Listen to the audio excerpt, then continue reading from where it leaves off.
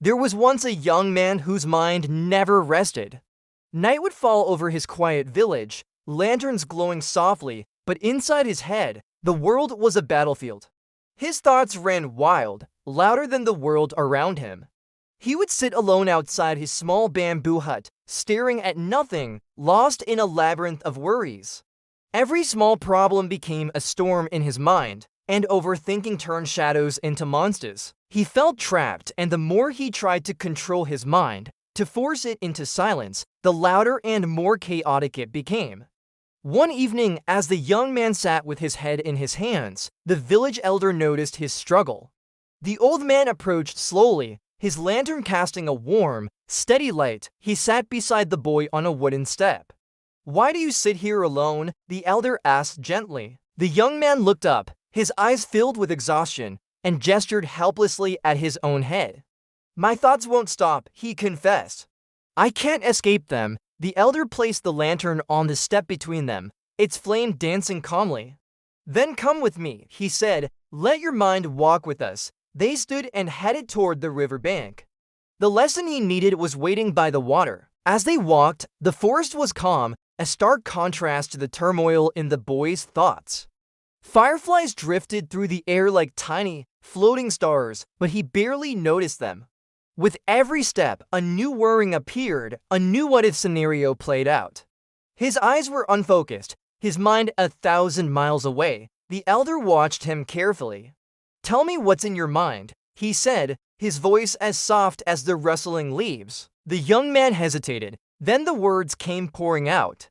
He spoke of his fears, his doubts, his regrets, and all the endless anxieties that plagued him day and night. They reached the river and the elder stopped. "Look there," he said, pointing to the water. The lantern's light reflected on the rippling surface.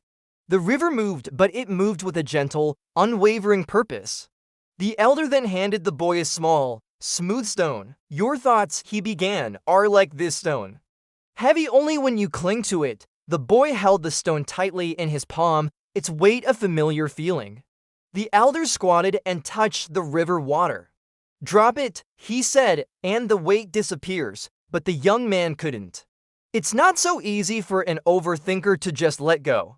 He stared at the stone, at the swirling water, and felt paralyzed. The elder, understanding this, picked up a fallen leaf from the ground. "Try this instead," he offered.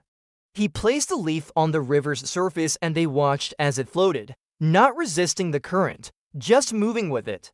"Thoughts are meant to pass, not to drown you," the elder explained. For the first time that evening, the boy's frantic mind slowed down.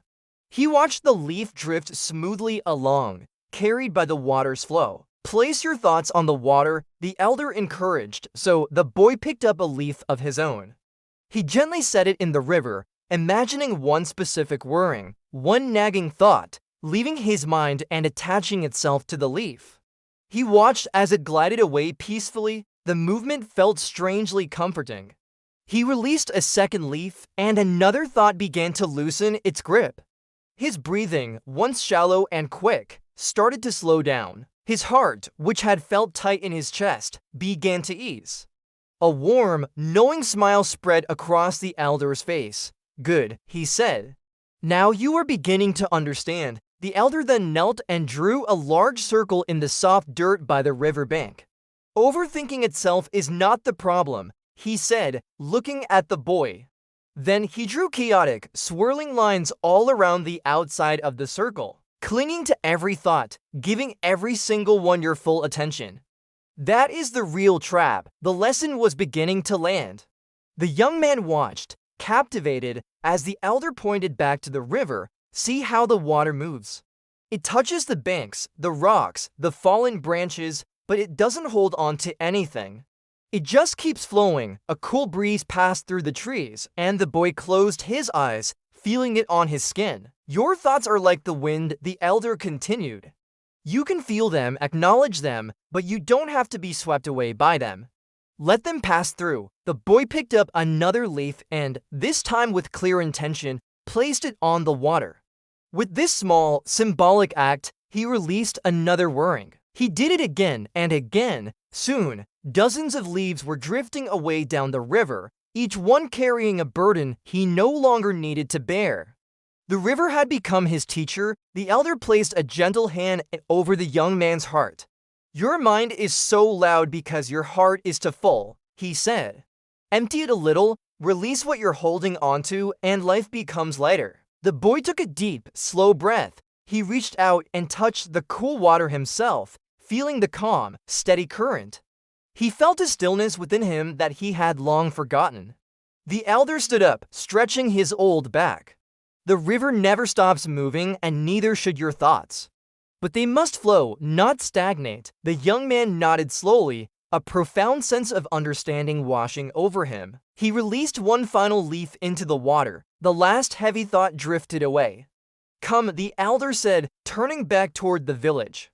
"Your mind is lighter now." For the first time in as long as he could remember, the crushing weight on his shoulders lifted.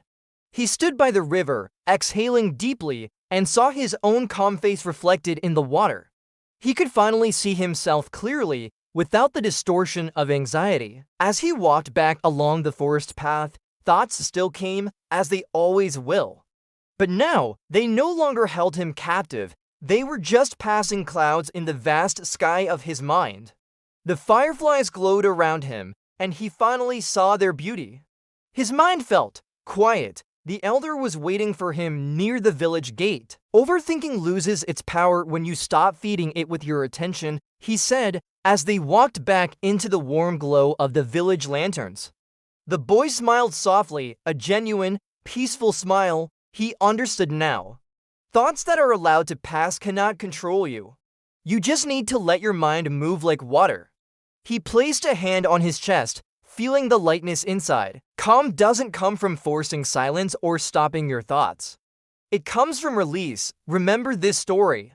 Your thoughts are visitors. They are not anchors meant to hold you down. They are clouds, wind, leaves on a river. Let them come, and then let them pass. You don't have to fight them. You don't have to cling to them. You deserve a peaceful mind. Just breathe and let it go.